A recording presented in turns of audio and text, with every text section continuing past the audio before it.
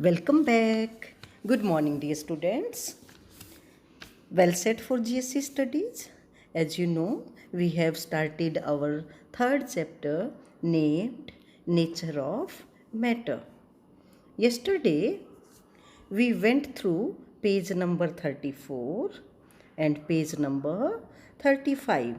Let's recapitulate quickly that what we have learnt till now. As you know, vast variety of materials or objects are present in and around our houses. You can say everywhere on the earth. Is it possible to study each and every material present on this planet separately? Not at all. Then how can we get the knowledge about each material present around us? By making their groups based on similar properties. How? I'm just putting forward an example before you. For example, if I emptied all the pencil box of students present in my class on the floor and asked the student to group the material present in the pencil box that are on the floor now to put into the different groups, then what the students will do? Students can make a separate group of pencil, erasers, sharpeners, glues, compass, etc. Now, dear student, if I take up a pencil from the group of pencils and ask you for what purpose this pencil is used by you, answer will be to write in the notebooks. And what is the purpose of the other pencils present in the group? The same is there. Or you can say these are used to erase something. No, that will not be the answer there. It means that the study of an object present in the group is enough for us to know about the objects, remaining objects present in the group there. In this way, material present around us can be categorized on the basis of color, size, and occurrence, and many more properties are there. And this grouping of objects, this process of grouping the object is known as classification.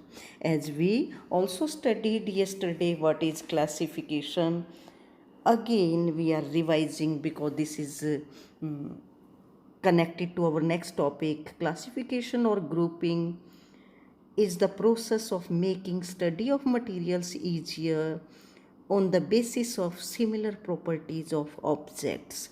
This make the study of materials, vast variety of materials around us easier. Now, the materials present around us are made up of matter. Question arises, what is matter? For knowing the answer of that, let's first of all take the text given there. All the things that we see around us are made up of matter. Matter is something which has mass and occupies space. Here I want to show you something. Let's see. Here I am placing a pencil on the table. See the space occupied by this pencil. And it also has some mass. Another object we are taking here is the sharpener. This sharpener is also occupying some space and also has some mass. Likewise, your book is also occupying space here on the table and has some mass. It means all these materials are made up of matter. Every material present around us is made up of matter. Here, anything that occupies space and has mass is called matter. You can see the pencil I pasted there, a door, or your GSC book there is a MCQ given at page number 45 of your book. Is your book a matter? And answer will be yes. Why? Because it has mass and occupies space. Yesterday, I have given you some home assignment based on previous year studies to give 5 examples each of solids, liquids, and gases. This home assignment was based on your previous year studies. You know very well the examples of solids, liquids, and gases. I have put 4 of each in appropriate category. Book, stone, wood, and metals are the solids. Water, petrol, milk, and ink are the liquids, while oxygen, carbon dioxide, air, and nitrogen are gases. Now, question arises why matter exists in different states, and answer is given at page number 36 of our textbook. And actually, this is the topic of ours today.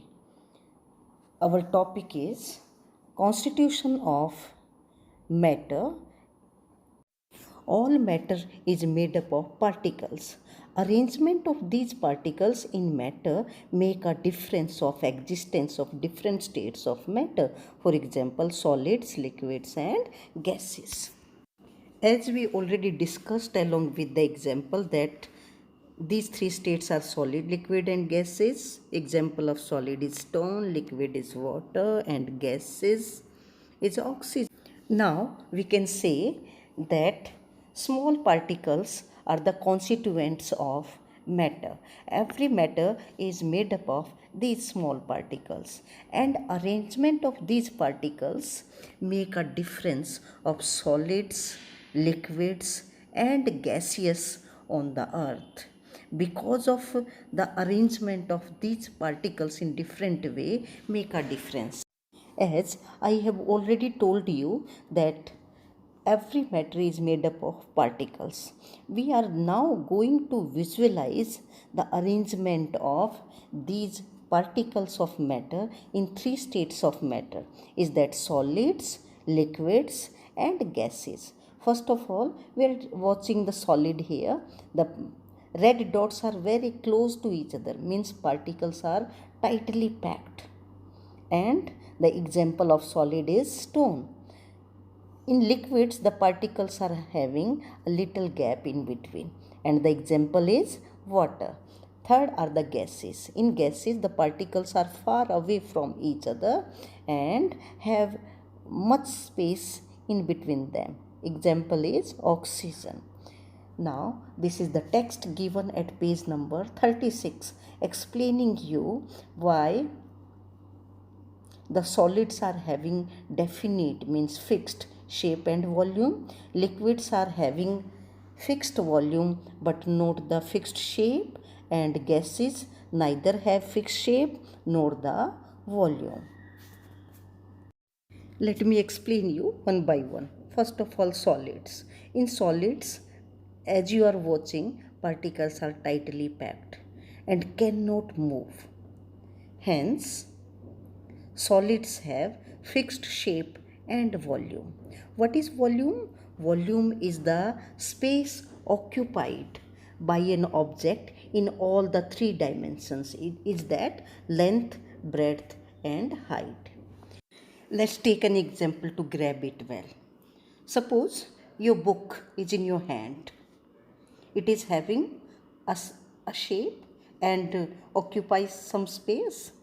If you are keeping your book on the desk, the same shape is there and the same space will be occupied. It means in this way we can conclude that solids have fixed shape and volume. Now take the next state of matter, that is liquids.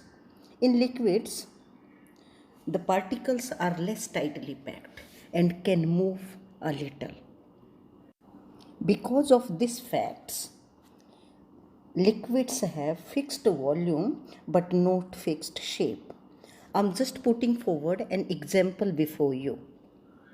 If a glass of water is put into another container, it will take the shape of that container, but the water remain as how much we have taken at the beginning of our activity. Now, the next state of matter, that is the gaseous state of matter. In gaseous state of matter, particles are very far away from each other and have a little hold on each other. And due to this, gases neither have fixed volume nor have fixed shape. They can occupy all the space available to them if set free to move. So, dear students, let's wind up today's topic by concluding that different states of matter on the earth is because of the arrangement of particles in these states of matter. Thank you and have a nice day.